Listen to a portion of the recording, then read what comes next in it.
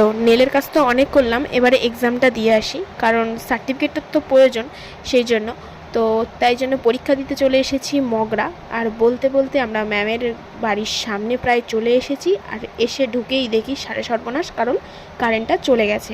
তো কারেন্ট না থাকলে আমরা নেল এক্সটেনশন করব কি করে, সেটাই ভাবতে ভাবতে আর ওটার পরোয়া না করে আমরা নেল প্রিপেয়ার করতে বসে পড়েছি, যাতে একটু কারেন্টের অপেক্ষা আমরা খুব তাড়াতাড়ি করতে পারি এবং কাজটা যেন তাড়াতাড়ি হয়ে যায়। আর এই দিকে আমিও নেল করতে বসে গেছি। আমার মডেল, আমার ননদ, একেই তো এটা আমার ঘরোয়া মডেল, যে জন্য টাকাও দেওয়া লাগে না, সেই জন্য একে নিয়ে বসে পড়েছি। আর অন্যদিকে বাকি সব যার যেসব বান্ধবী ললিতাগুলো আছে, সেই সব বান্ধবীরা সব নিজেদের নেল করছে নিজেদের মতো করে, নিজেদের হাতে।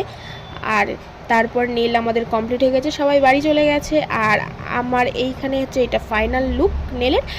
আর নেল করার পরে খুব কষ্ট হয়ে গেছে, সেই জন্য আমরা রেস্টুরেন্টে গিয়ে